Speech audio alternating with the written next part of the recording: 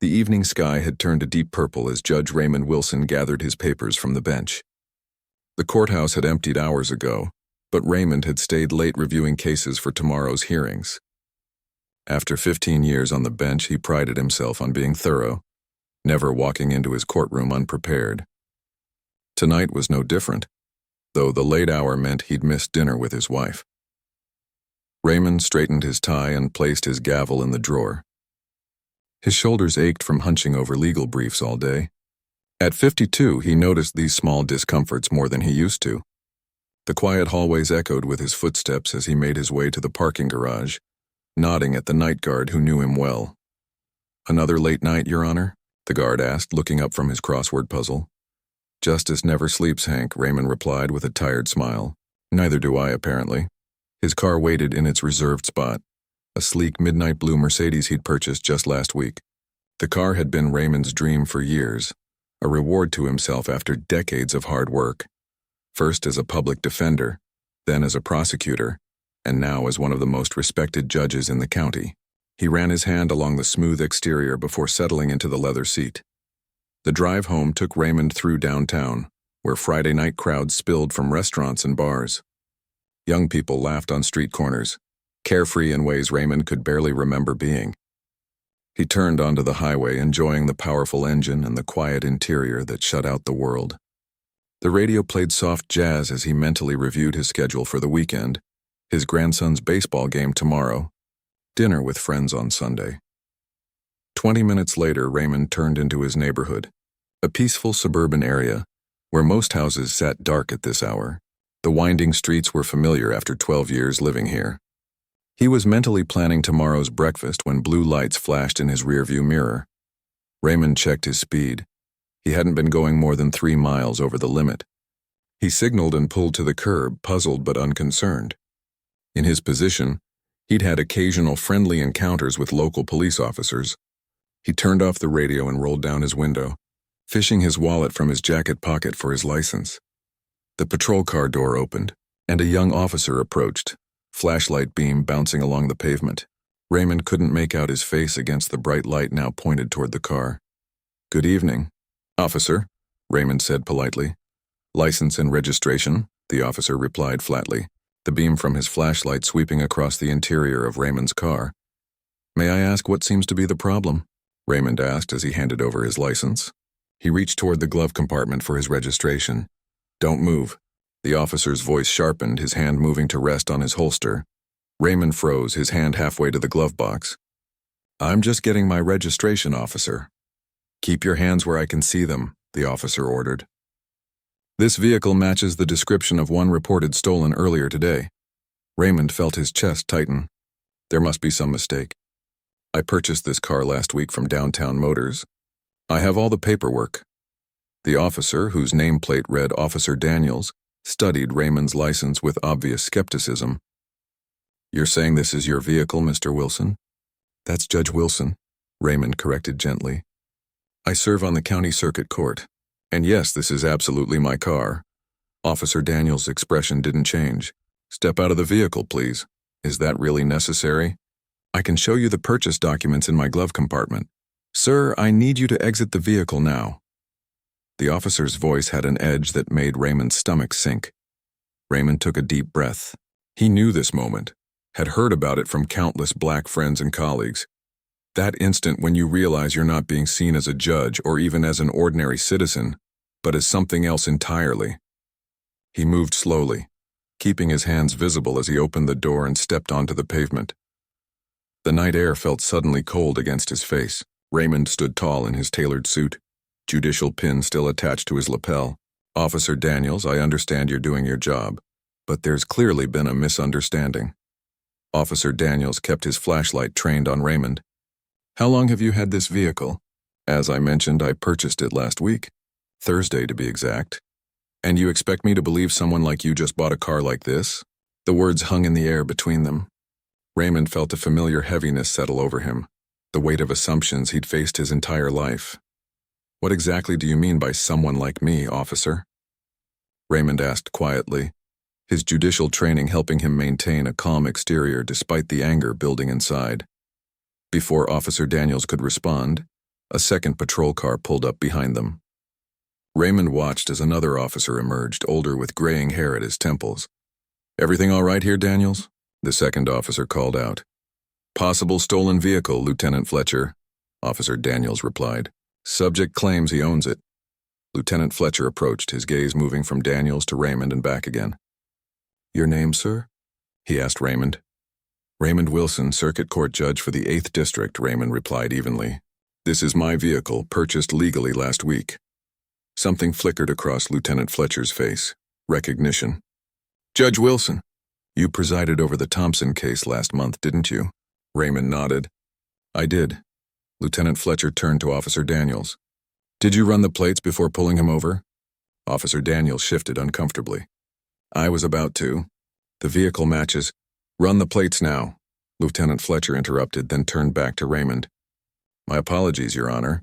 We had a report of a stolen vehicle similar to yours."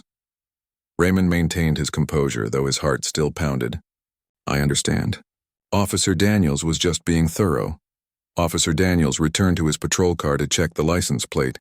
Raymond and Lieutenant Fletcher stood in awkward silence. "My brother speaks highly of you," Lieutenant Fletcher finally said. "He's a defense attorney who's appeared in your court. Says you're always fair." Raymond nodded, not trusting himself to speak. "Fair?" The word echoed in his mind as he stood on the side of the road like a criminal. Officer Daniels returned, his demeanor noticeably different. "The vehicle isn't flagged in the system, Lieutenant. Registration checks out to Judge Wilson." "As I said it would," Raymond replied. Lieutenant Fletcher cleared his throat. "We apologize for the inconvenience, Your Honor. There was a similar model reported stolen, different color though. Officer Daniels is new to the force." Raymond looked at Officer Daniels, who avoided his gaze. "May I see the theft report?" Raymond asked. Both officers looked surprised. "Sir?" Lieutenant Fletcher asked. "The report for the stolen vehicle that supposedly matches mine. I'd like to see it." Officer Daniels glanced at his lieutenant, who hesitated before responding. "I don't have it on hand, but I can check the details back at the station." Raymond straightened his jacket. "I thought as much. Am I free to go now?" "My wife is waiting." Lieutenant Fletcher nodded quickly. "Of course, Your Honor. Again, we apologize for the mistake." Raymond returned to his car without another word. His hands trembled slightly as he started the engine. In the rearview mirror, he watched the officers talking. Lieutenant Fletcher gesturing emphatically while Officer Daniels stared at the ground. As Raymond pulled away, the weight of what had just happened settled fully on his shoulders. He'd been lucky. Lieutenant Fletcher had recognized him. He thought about his grandson, just turned 16, who would soon be driving. Who would recognize him? Who would give him the benefit of the doubt? Raymond drove the remaining blocks to his home, where warm lights glowed from the windows. His wife would be waiting, probably worried about how late he was. He would tell her what happened, and she would be upset but not surprised. They'd had this conversation too many times before. As he parked in his driveway, Raymond sat for a moment looking at his beautiful new car.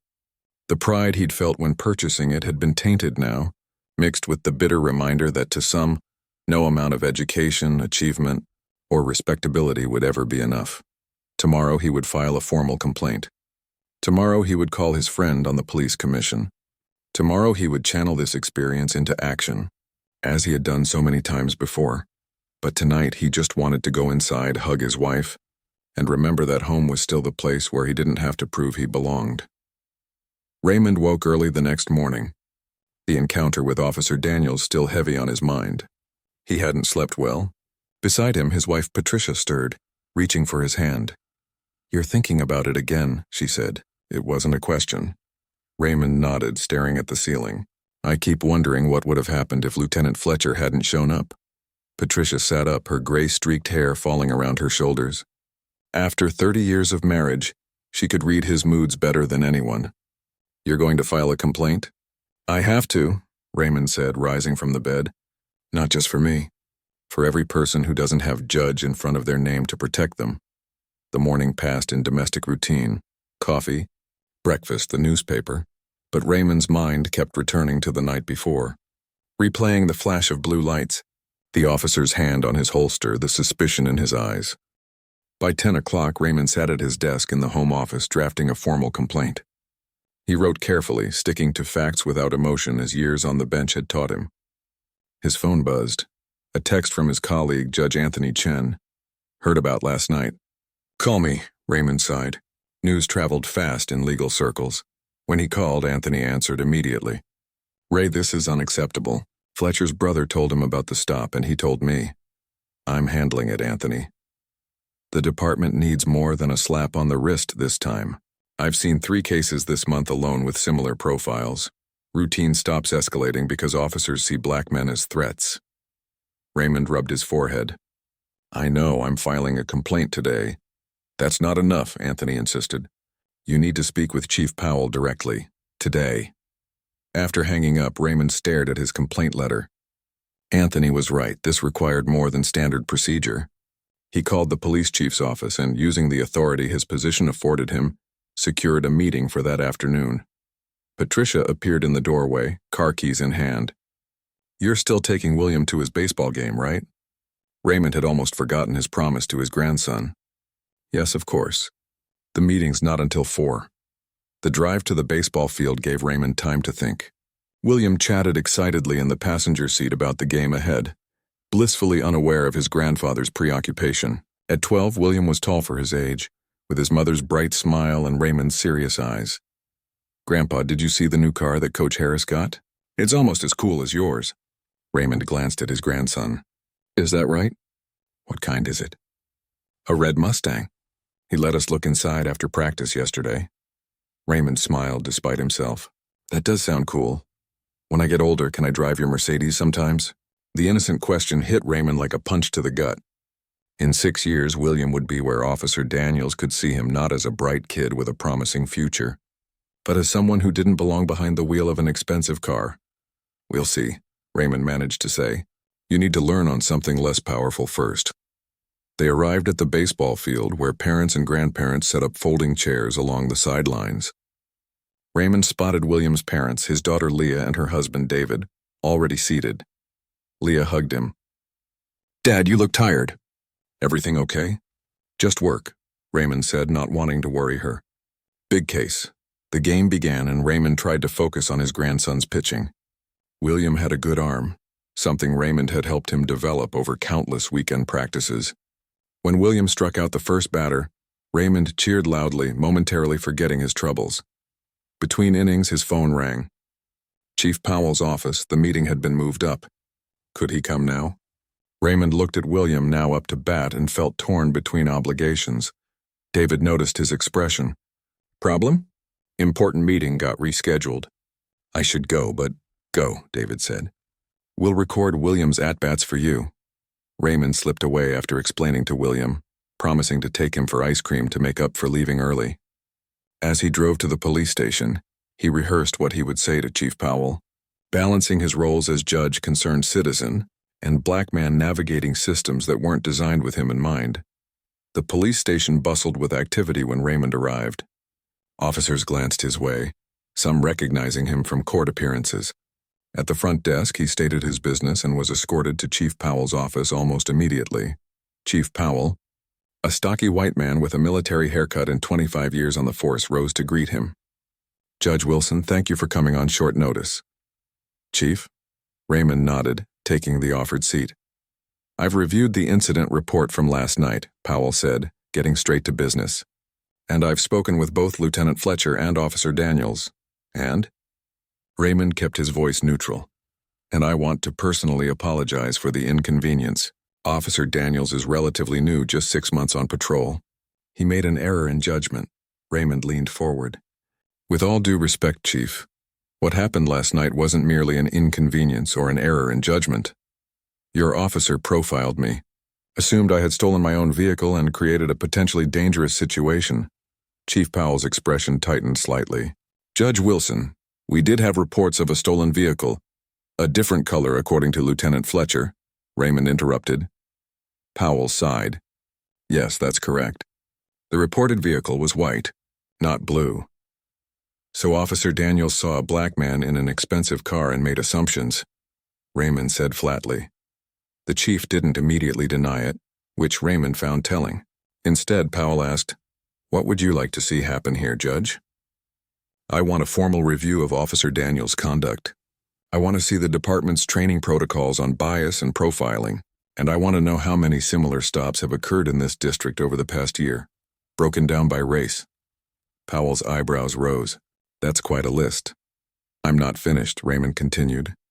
I also want community oversight involvement. The Citizens Review Board should have access to body cam footage from stops like mine. You understand that could compromise ongoing investigations. I understand that transparency builds trust, Raymond countered. And trust is what your department needs right now. Chief Powell studied him for a long moment. This isn't just about last night, is it? No, Raymond admitted. It's about every night. Every stop. Every person who looks like me and doesn't have the protection of a title. Powell nodded slowly. I can't promise everything you're asking for, but I can start with a review of Daniel's conduct and our training procedures. That's not enough. It's where we start, Powell insisted. I'm also willing to meet with community leaders to discuss broader changes. Would you be part of those conversations? Raymond hadn't expected that. You want me involved? Your perspective would be valuable. You see both sides, the legal system and the community's concerns. Raymond considered this. Was Powell genuinely interested in change, or was this a political move to neutralize a powerful critic? Either way, it offered an opportunity Raymond hadn't anticipated. I'll consider it, he finally said, but I still intend to file my formal complaint today. I'd expect nothing less, Powell replied, standing to signal the meeting's end. And Judge Wilson? For what it's worth, I've instructed Officer Daniels to undergo additional training immediately. As Raymond left the station, he noticed Officer Daniels at a desk across the room, head bent over paperwork. Their eyes met briefly before Daniels looked away. Outside, Raymond stood in the afternoon sunlight, weighing his next steps. The complaint would be filed, but Powell's invitation presented a different path toward change. Slower, perhaps, but potentially more lasting. His phone buzzed with a text from Patricia. How did it go? Before he could respond, another message appeared, this one from Leah. William hit a double. We got it on video. He's asking when you're coming for ice cream. Raymond smiled despite the weight he still carried. He would tell Patricia about the meeting later. For now, he had a promise to keep to his grandson. As he drove toward the ice cream shop where they always went after games, Raymond thought about William's innocent question about driving the Mercedes someday. By then, Raymond hoped things would be different. But hope wasn't enough, it never had been. Change required action, persistence, and voices willing to speak uncomfortable truths. His Mercedes, symbol of success and now of unwanted attention, carried him smoothly through traffic. Tomorrow would bring more challenges, finishing his complaint, considering Powell's offer, facing colleagues who had heard about the incident. But this afternoon belonged to William and his double, to ice cream and baseball talk, to the small joys that sustained him through battles both personal and professional. Raymond turned into the parking lot of Valley Ice Cream, spotting William's eager face watching for him through the window. Some fights could wait a few hours. This moment, his grandson's smile, untouched by the weight of the world's judgments, couldn't. The ice cream shop buzzed with the happy noise of children celebrating their baseball games. William sat across from Raymond, attacking a massive sundae with chocolate sauce dripping down the sides. And then Coach said my swing is getting much better. William explained between bites. He thinks I might make the all-star team if I keep practicing. Raymond nodded, trying to focus on his grandson's excitement, but his mind kept drifting back to the police station. Chief Powell's offer to include him in community discussions felt like both an opportunity and a trap. Grandpa, you're not listening, William said, waving his spoon for attention. Sorry, buddy. I was thinking about work. Raymond leaned forward. Tell me more about that double you hit. As William launched into a detailed play-by-play, Raymond's phone vibrated in his pocket. He ignored it. This moment with his grandson mattered more than whatever message was waiting. The ice cream shop's cheerful atmosphere, parents chatting, kids laughing, oldies music playing softly overhead, felt worlds away from last night's humiliation at the roadside. Later, after dropping William at home with promises to attend his next game, Raymond finally checked his phone. 3 missed calls. One from Patricia, one from Anthony, and one from a number he didn't recognize. A voicemail notification blinked on the screen. He listened to the message as he drove. Judge Wilson, this is Officer Daniels from the County Police Department. I was hoping to speak with you regarding our interaction last night. Please call me at this number at your convenience. Raymond nearly drove off the road. Officer Daniels had called him directly. He pulled into a grocery store parking lot to collect his thoughts. The young officer's voice had sounded different on the phone, less aggressive, almost nervous. Before he could decide whether to return the call, his phone rang again. "Patricia, Ray, have you seen the news?" she asked without preamble. "No, I've been with William." "What's happening?" "Someone recorded your traffic stop last night. It's all over social media and the local news just picked it up." Raymond's stomach dropped. "What? How is that possible?" "Those houses you were stopped near. Someone was on their porch and recognized you. They recorded part of it on their phone." Raymond closed his eyes. "What exactly does the video show? You standing outside your car while that officer questions you. You can't hear much, but it's clear what's happening." Patricia paused. "People are angry, Ray. They're calling it another example of police harassment." By the time Raymond arrived home, his phone wouldn't stop ringing. Colleagues, community leaders, even reporters were calling. Patricia met him at the door, her face tight with worry. "Anthony's on his way over," she said. "He says we need to get ahead of this." Raymond hung his coat in the hallway closet, moving on autopilot. "The chief asked me to participate in community discussions about police practices. Now I understand why he was so eager to involve me." "He knew this was coming," Patricia agreed. "Ray, this is bigger than just your complaint now." The doorbell rang. Anthony arriving with his laptop under his arm. The two judges had been friends since law school, supporting each other through their careers. Anthony's expression was grim as he set up his computer on the dining room table. "You need to see this," he said, pulling up a social media page. The video was grainy but clear enough. It showed Raymond standing beside his Mercedes while Officer Daniels stood too close, flashlight beam moving over Raymond's face. Lieutenant Fletcher appeared later in the clip, and the change in body language was obvious. The video had over 50,000 views already, with comments flooding in below it. "This changes everything," Anthony said. "The department can't sweep this under the rug now." Raymond watched himself on the screen, standing straight in his suit, maintaining his dignity while being treated like a criminal. It was surreal seeing the moment from an outside perspective. "The person who posted this added your name and position in the description," Anthony continued. "People know it was a judge who got profiled. That's why it's getting so much attention." Patricia rested her hand on Raymond's shoulder. "What do you want to do?" Before Raymond could answer, his phone rang again, the same unknown number from earlier. "Officer Daniels, I should take this," he said, stepping into his study for privacy. "Officer Daniels," Raymond answered, keeping his voice neutral. "Judge Wilson, thank you for calling back." The young officer sounded stressed. "I wanted to speak with you directly about last night and about the video that's circulating." "I'm listening." Daniels took a deep breath, audible through the phone. "Sir, I made a mistake last night.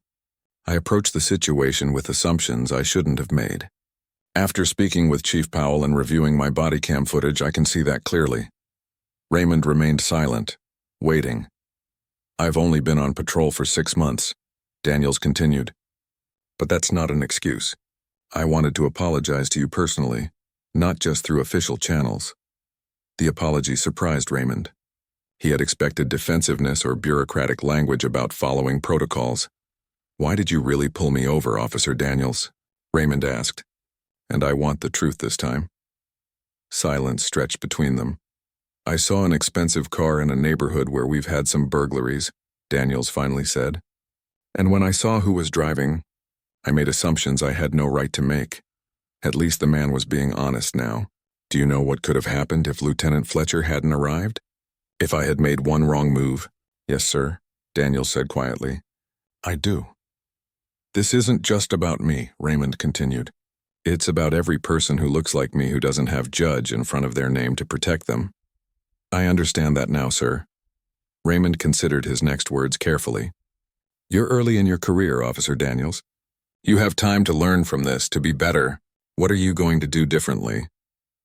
The question seemed to catch Daniels off guard. I'm scheduled for additional training next week. And I've been thinking a lot about why I reacted the way I did." "That's a start," Raymond acknowledged. "But training programs come and go. Real change has to come from within." When Raymond returned to the dining room, Anthony and Patricia looked up expectantly. That was Officer Daniels, Raymond explained. He called to apologize. Anthony raised his eyebrows. Damage control. The video is spreading fast, maybe, Raymond agreed. But he sounded genuinely remorseful. Said he's been thinking about why he made the assumptions he did.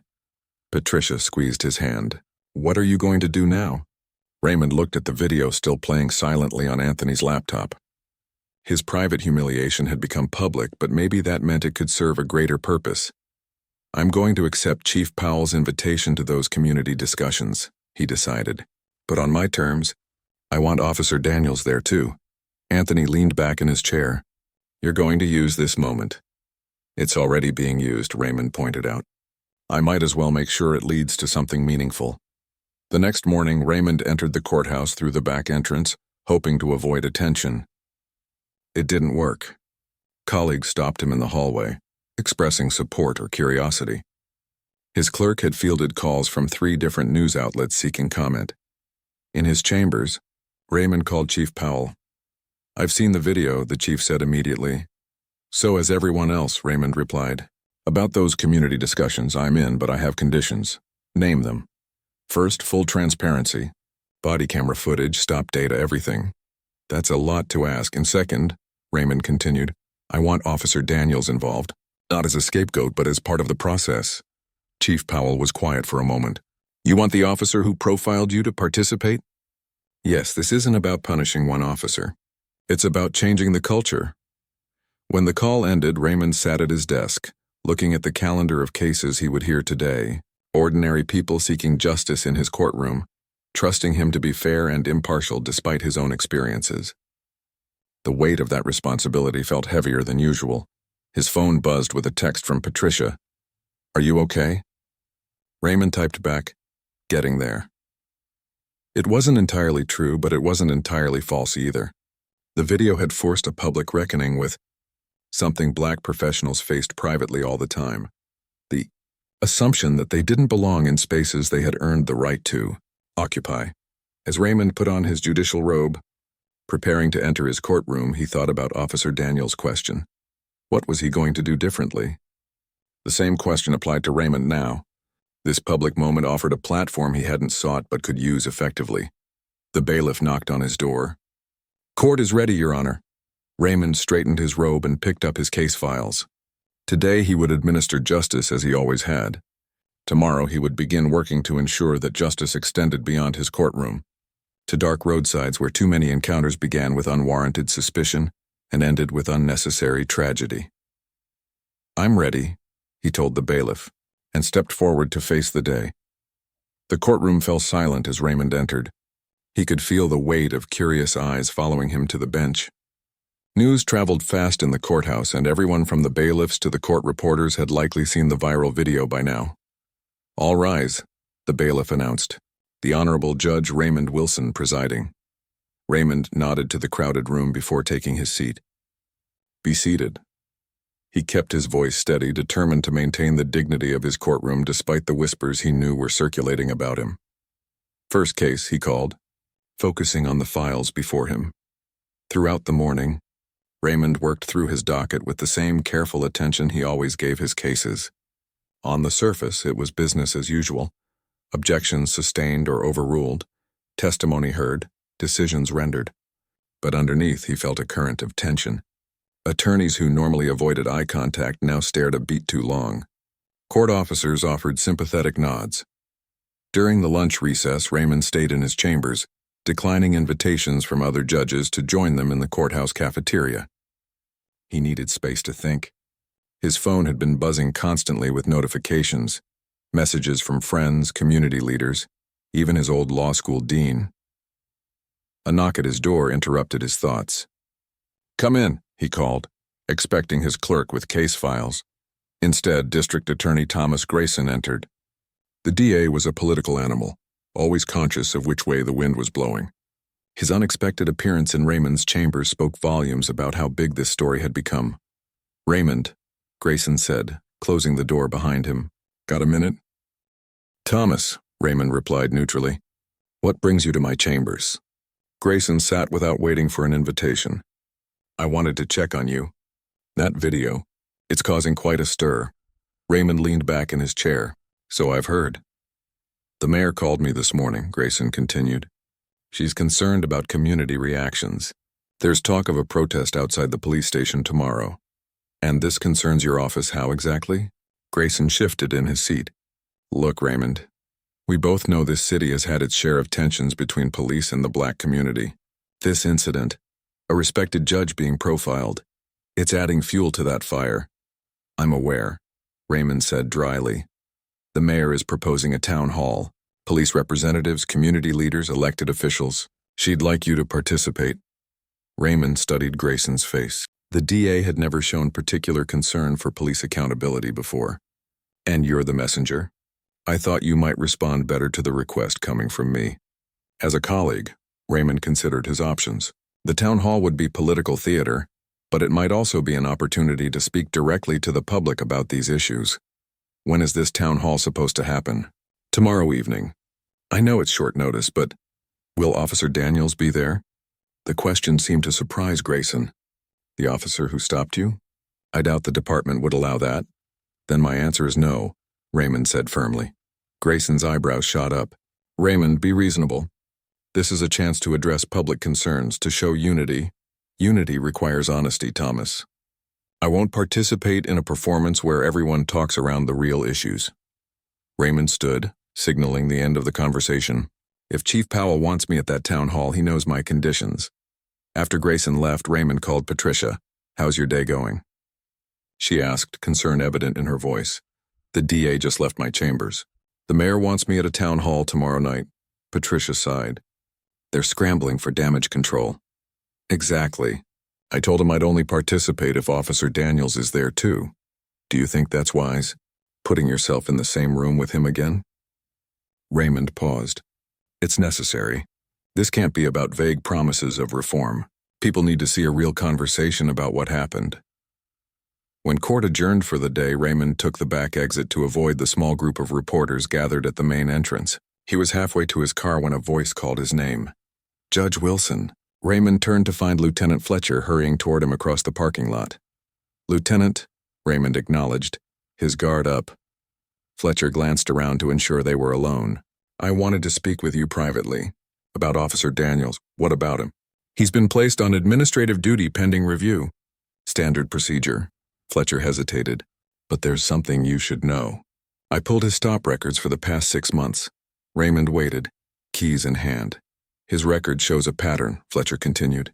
Black and brown drivers are 3 times more likely to be stopped by him than white drivers. And he searches their vehicles twice as often. The statistics weren't surprising, but hearing them confirmed still stung.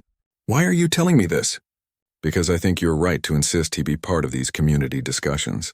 He needs to confront these numbers to understand what they mean.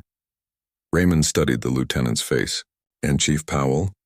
Does he support this approach? Fletcher's expression turned guarded.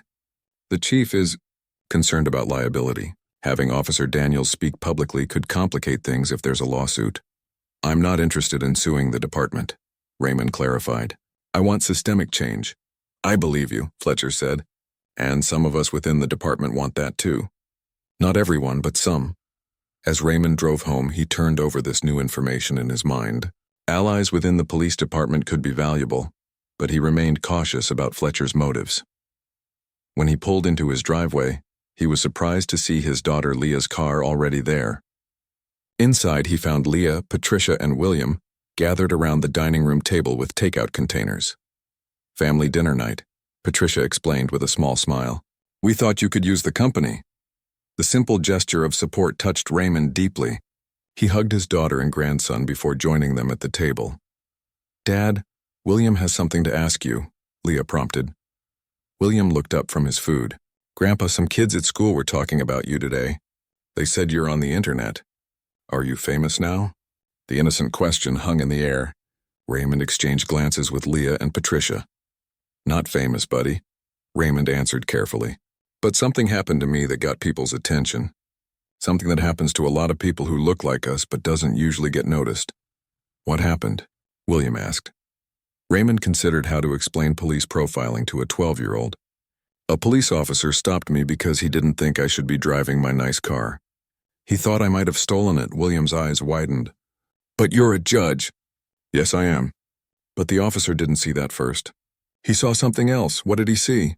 Raymond met his grandson's gaze. He saw the color of my skin and he made unfair assumptions. William frowned, processing this. That's not right. No, it's not, Raymond agreed. And that's why people are talking about what happened. Because when something isn't right, we need to speak up and try to fix it.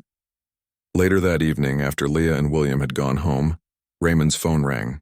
Chief Powell. Judge Wilson, the chief began. I understand you spoke with D.A. Grayson today. I did. He mentioned your condition for participating in tomorrow's town hall. Raymond waited, saying nothing. Powell sighed audibly. Having Officer Daniels there complicates things from a department perspective. I'm sure it does. But, Powell continued, after discussing it with the mayor, we've agreed to your request. Officer Daniels will attend the town hall. Raymond hadn't expected the chief to concede. He's agreed to this? Yes. He seems to feel it's important for his own growth. After ending the call, Raymond sat on his back porch, looking up at the night sky. The town hall would be a difficult, perhaps even hostile environment. He would be expected to speak for an entire community, to be both measured and authentic in addressing systemic problems. And he would face Officer Daniels again, this time in a public forum. Patricia joined him outside, wrapping a cardigan around her shoulders against the evening chill. Powell agreed. Raymond nodded. Daniels will be at the town hall tomorrow. Are you ready for that? He considered the question carefully. I'm not sure anyone can be truly ready for something like this, but it's necessary. Patricia took his hand, her fingers warm against his. You know, when you became a judge, I never thought you'd end up becoming an activist, too. I'm not an activist, Raymond protested. I'm just a man who wants the system to work fairly for everyone. That's activism in times like these, Patricia replied softly. Using your position to speak truth and demand better. As darkness settled around them, Raymond thought about William's simple observation. That's not right. Sometimes justice began with that basic recognition, seeing wrong and committing to make it right, regardless of the cost. Tomorrow would bring its challenges, but tonight, he found comfort in the clarity of purpose that had emerged from this unwanted spotlight. Whatever happens at that town hall, he told Patricia, this is just the beginning of the conversation, not the end. She squeezed his hand. One step at a time. One step at a time, he agreed, watching the stars emerge above them. The community center hummed with tension as people filed in for the town hall meeting. Raymond arrived early at Patricia's insistence. Better to be settled before everyone starts watching your every move, she had advised, straightening his tie before they left home. Now he sat in a chair on the raised platform at the front of the room, watching the seats fill quickly. The mayor had chosen a venue in the heart of the city, accessible to people from all neighborhoods. Raymond recognized faces from his courtroom, his church, and his neighborhood among the crowd. Local news cameras lined the back wall. Patricia sat in the front row alongside Leah and Anthony. Their presence steadied him as he scanned the rest of the platform. Mayor Helen Green sat in the center, flanked by Chief Powell and community leaders. A chair remained conspicuously empty on the chief's other side, presumably for Officer Daniels, who had yet to appear. Thank you for doing this, Mayor Green said quietly to Raymond as the room continued to fill. I know it can't be easy. Raymond nodded politely but said nothing. The mayor had been in office 3 years and had consistently avoided addressing police reform until this incident forced her hand. Her sudden concern felt opportunistic. At exactly 7 o'clock, the mayor stepped to the microphone. Good evening, everyone. Thank you for joining us for this important community conversation. As she continued with her opening remarks about healing divisions and moving forward together, Raymond noticed a side door open. Officer Daniels entered, now dressed in civilian clothes rather than his uniform. He looked younger somehow, more vulnerable without his badge and gun. Lieutenant Fletcher followed close behind him, guiding him toward the empty chair. A murmur rippled through the crowd as people recognized the officer from the video. Daniels kept his eyes downcast as he took his seat, his face tight with discomfort. Tonight, Mayor Green continued, We have an opportunity for honest dialogue about an incident that has raised concerns throughout our community. I want to thank Judge Raymond Wilson for his willingness to participate in this discussion, along with representatives from our police department and community organizations. Raymond studied the audience as each speaker was introduced. The crowd was diverse: Black, white, Latino, Asian, all ages and backgrounds. Some faces showed anger, others curiosity, still others weariness. These were his neighbors, the people he served every day from the bench. When it was his turn to speak, Raymond approached the microphone calmly. "Thank you for coming tonight," he began. "5 nights ago, I was driving home from work when I was pulled over by a police officer who suspected I had stolen my own car. This is not a unique story. What made it unusual was that it happened to someone with Judge in front of his name. And someone was there to record it."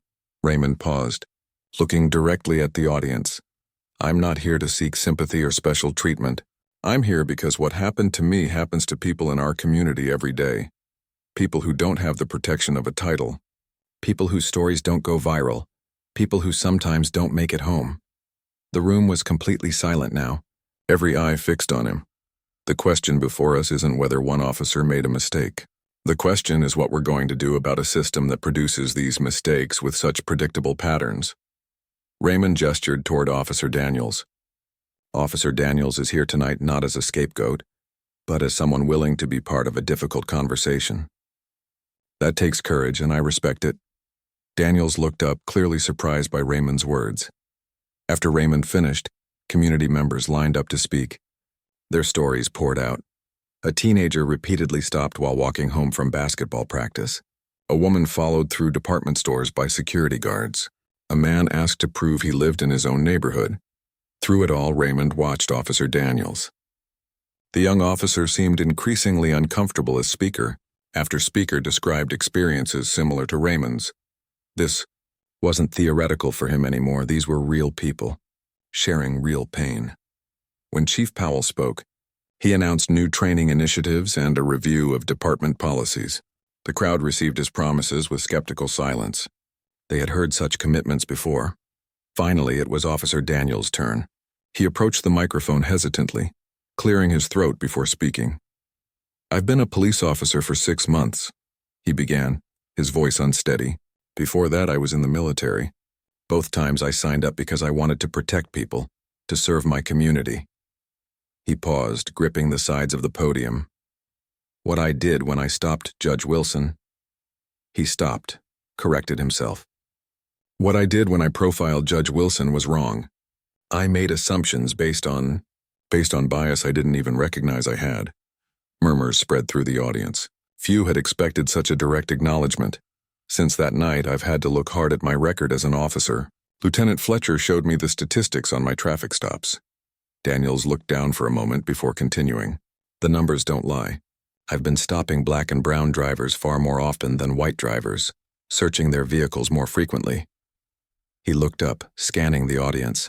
"I could stand here and make excuses, say I was following training or responding to crime patterns. But the truth is simpler and harder to admit. I saw what I expected to see. And that expectation came from somewhere inside me. The room was absolutely still. Even the reporters in the back had lowered their cameras, caught up in the unexpected honesty. I can't undo what I did, but I can commit to doing better. To examining my assumptions. To listening to the people I'm supposed to protect and serve." Daniels turned slightly toward Raymond, starting with listening to Judge Wilson. When the formal portion of the town hall ended, people gathered in smaller groups, continuing discussions. Raymond found himself surrounded by community members wanting to share their experiences or thank him for speaking up. Across the room, he noticed Officer Daniels standing awkwardly alone. The crowd had given the young officer a wide berth, unsure how to engage with him after his admission. Raymond excused himself and made his way over. "Officer Daniels." "Judge Wilson." Daniels straightened automatically, as if at attention. "Thank you for what you said about courage. I didn't expect that. Your speech surprised me too," Raymond admitted.